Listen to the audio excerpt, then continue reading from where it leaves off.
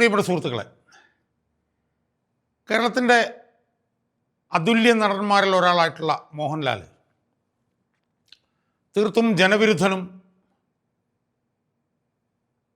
ജനങ്ങൾ ഇനിയും അധികാരത്തിൽ കാണരുത് എന്ന് ആഗ്രഹിക്കുന്ന നേതാവുമായിട്ടുള്ള പിണറായി വിജയനെ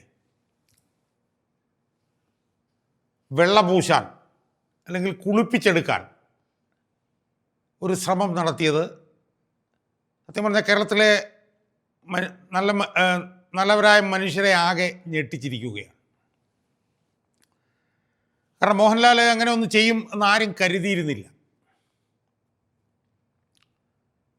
മോഹൻലാലിന് അങ്ങനൊരു അഭിമുഖം ചെയ്യാതിരിക്കാമായിരുന്നു.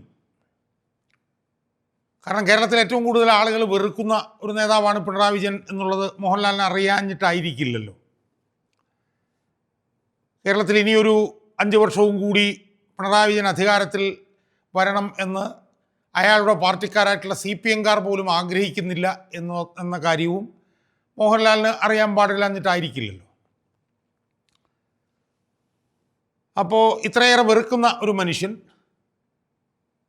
അധികാരത്തിൽ നിന്ന് ആട്ടിപ്പുറത്താക്കാൻ ജനങ്ങൾ തീരുമാനിച്ച് ഉറച്ചു നിൽക്കുന്ന ഒരു മനുഷ്യൻ, ഇത്രയേറെ ദയാരഹിതനായിട്ടുള്ള ഒരു മനുഷ്യൻ, പാർട്ടിയെയും സർക്കാരിനെയും തൻ്റെ ചവിട്ടടിയിൽ നിർത്തി ഒരു തികഞ്ഞ ഏകാധിപതിയെ പോലെ കാര്യങ്ങൾ ചെയ്യുന്നൊരു മനുഷ്യൻ, ആ മനുഷ്യനെ തന്നെ പോലുള്ളൊരു നടൻ മനുഷ്യനെ അഭിമുഖ സംഭാഷണം നടത്തി കുളിപ്പിച്ചെടുക്കാൻ അല്ലെങ്കിൽ പൂശിയെടുക്കാൻ ഒരു ശ്രമം നടത്തിയാൽ ജനങ്ങൾ തന്നെ പുച്ഛിക്കുകയും പരിഹസിക്കുകയും ചെയ്യും എന്നറിയാത്ത ആളൊന്നും അല്ലല്ലോ മോഹൻലാൽ. പ്രത്യേകിച്ച് തെരഞ്ഞെടുപ്പിന് ഏതാനും ആഴ്ചകൾക്ക് മുമ്പ്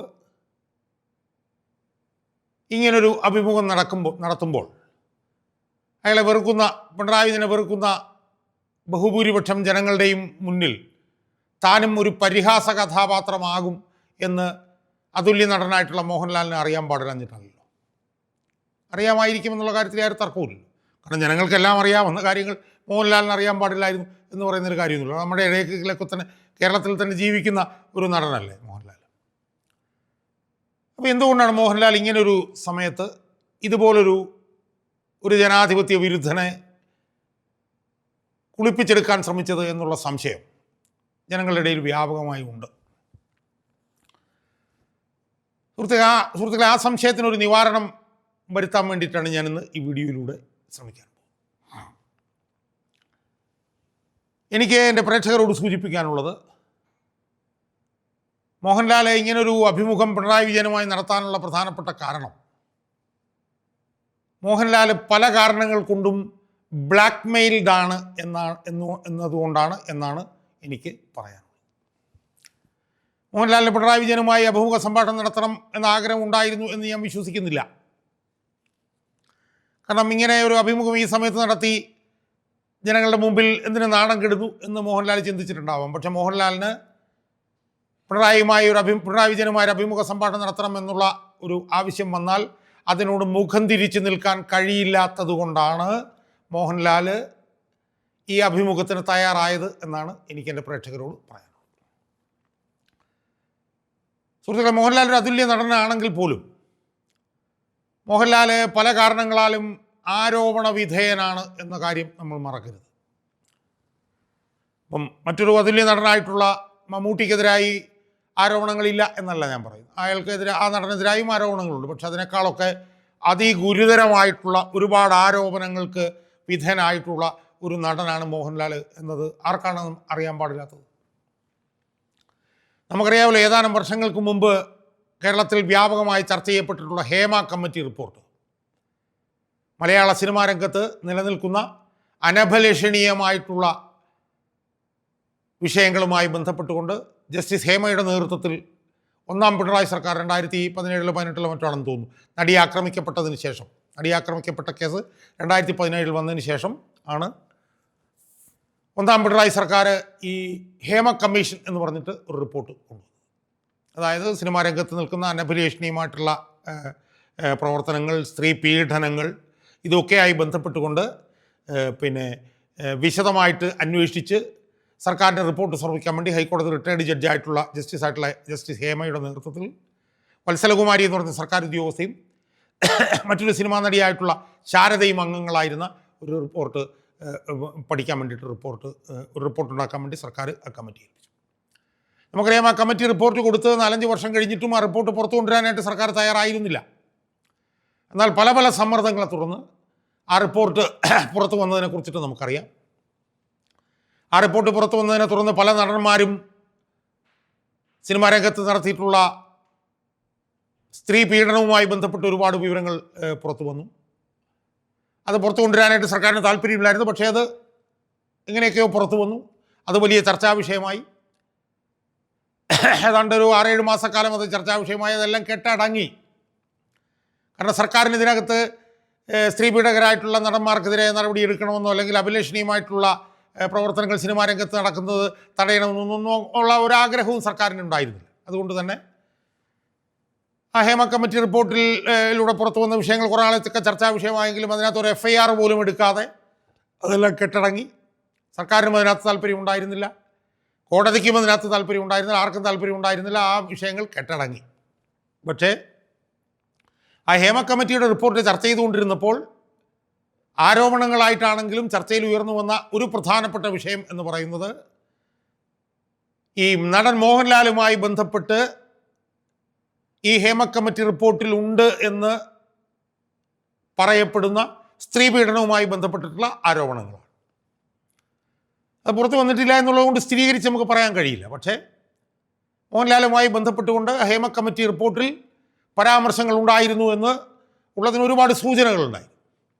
ആ റിപ്പോർട്ട് പുറത്തു വന്നപ്പോൾ മോഹൻലാൽ ആശുപത്രിയിലായി എന്നുള്ള നിലയിലുള്ള ചർച്ചകളുണ്ടായിരുന്നു. ആ സമയത്ത് ഇതുമായി ബന്ധപ്പെട്ട് ഒരുപാട് ചോദ്യങ്ങൾ മോഹൻലാൽ നേരിടേണ്ടി വന്നു. എന്തായാലും ഹേമ കമ്മിറ്റി റിപ്പോർട്ടുമായി ബന്ധപ്പെട്ടുകൊണ്ട് മോഹൻലാലിനെതിരെ ആരോപണങ്ങൾ ഉണ്ടായിരുന്നുവെന്ന് ഉറച്ചു വിശ്വസിക്കുന്നു ബഹുഭൂരിപക്ഷം ജനങ്ങളും. പക്ഷേ ആരോപണങ്ങളൊന്നുമേ പുറത്തു വന്നില്ല. ആരോപണങ്ങളൊന്നും പരസ്യമായില്ല. ആ പശ്ചാത്തലത്തിലാണ് ഹേമ കമ്മിറ്റിയുമായി ബന്ധപ്പെട്ടുകൊണ്ട് മോഹൻലാലിനെതിരെ ഉയർന്നു വന്ന സ്ത്രീ പീഡനങ്ങളുമായി ബന്ധപ്പെട്ടിട്ടുള്ള വിവരങ്ങൾ ഈ സർക്കാർ പുറത്തു വരാതെ മൂടി വെക്കുകയായിരുന്നു എന്നുള്ള ആരോപണങ്ങൾക്ക് ശക്തി വർദ്ധിക്കുന്നു. ബഹുഭൂരിപക്ഷം ജനങ്ങളും അങ്ങനെ ഒരു ആരോപണങ്ങളുണ്ട് എന്ന് വിശ്വസിക്കുന്നു. പക്ഷേ അത് പുറത്തു വന്നില്ല. അത് പുറത്തു വരാതെ അത് മൂടി വെച്ചതിൽ സർക്കാരിന് വലിയ പങ്കുണ്ട് എന്നും ബഹുഭൂരിപക്ഷം ജനങ്ങൾ വിശ്വസിക്കുന്നു. അപ്പോൾ അത് മോഹൻലാലിന് ഒരു പ്രശ്നമാണ്. അങ്ങനെയുള്ള ആരോപണങ്ങൾ നിലനിൽക്കെ, തനിക്കെതിരെയുള്ള ആരോപണങ്ങൾ ഈ ഗവൺമെൻറ് മൂടി വച്ചിരിക്കുകയാണെന്നുള്ള ആരോപണങ്ങൾ നിലനിൽക്കെ, പിണറായി വിജയൻ എത്ര ജനവിരുദ്ധനായാലും, പിണറായി വിജയനെ ജനങ്ങൾ എത്ര വെറുക്കുന്ന നേതാവാണെങ്കിൽ പോലും പിണറായി വിജയൻ താനുമായൊരു അഭിമുഖ സംഭാഷണം നടത്തണം എന്ന് മോഹൻലാലിനോട് പറഞ്ഞാൽ മോഹൻലാലിനെ നിഷേധിക്കാൻ കഴിയും സുഹൃത്തുക്കളെ? ഒരിക്കലുമില്ല. അതുകൊണ്ടാണ് മോഹൻലാൽ ബ്ലാക്ക് മെയിൽഡാണ് എന്ന് ഞാൻ പറഞ്ഞത്. രണ്ടാമത്തെ ഒരു പ്രധാനപ്പെട്ട വിഷയം എന്താ?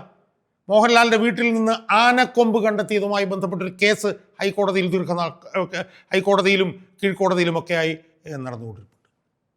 ആ കേസ് ഇപ്പോഴും അവസാനിച്ചോ ഇല്ലയോ എന്ന് എനിക്ക് സംശയമുണ്ട്. അവസാനിച്ചില്ല എന്നാണ് എനിക്ക് തോന്നുന്നത്. ആ കേസിലും സംസ്ഥാന സർക്കാർ, പിണറായി സർക്കാർ ആ ആനക്കൊമ്പ് കേസിലും മോഹൻലാലിന് പരസ്യമായി അനുകൂലമായിട്ടുള്ള നിലപാടാണ് കോടതിയിലെടുത്തത്.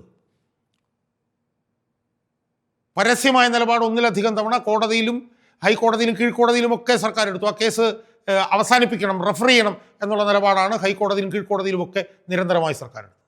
അപ്പോൾ ആ വിഷയത്തിലും മോഹൻലാലിന് അനുകൂലമായിട്ടുള്ള, മോഹൻലാലിനെ സംരക്ഷിക്കുന്ന നിലപാടാണ് പിണറായി സർക്കാർ എടുത്തത്. അപ്പോൾ ഈ രണ്ട് വിഷയത്തിലും, ഈ ഹേമ കമ്മിറ്റിയുമായി ബന്ധപ്പെട്ട വിഷയത്തിലും ഈ ആനക്കൊമ്പ് കേസിലും മോഹൻലാലിനെ രക്ഷിക്കുന്ന, മോഹൻലാലിനെ സംരക്ഷിക്കുന്ന, മോഹൻലാലിനെ സുരക്ഷിതനാക്കുന്ന നിലപാടാണ് പിണറായി സർക്കാർ എടുത്തത് എന്നതുകൊണ്ട് തന്നെ പിണറായി വിജയൻ എത്ര ജനവിരുദ്ധനായാലും, പിണറായി വിജയൻ എത്ര ഏകാധിപതിയായാലും, പിണറായി വിജയനെ ജനങ്ങൾ എത്രത്തോളം വെറുക്കുന്നു എന്ന് മോഹൻലാലിന് അറിയാമെങ്കിലും പിണറായി വിജയൻ്റെ ഭാഗത്തു നിന്ന് തന്നെ താനുമായൊരു അഭിമുഖ സംഭാഷണം നടത്തണം എന്നൊരാവശ്യം മോഹൻലാലിന് മുമ്പിൽ വന്നാൽ മോഹൻലാലിന് ഒരു കാരണവശാലും അത് നിഷേധിക്കാൻ കഴിയുമായിരുന്നില്ല എന്നുള്ളത് കൊണ്ടാണ്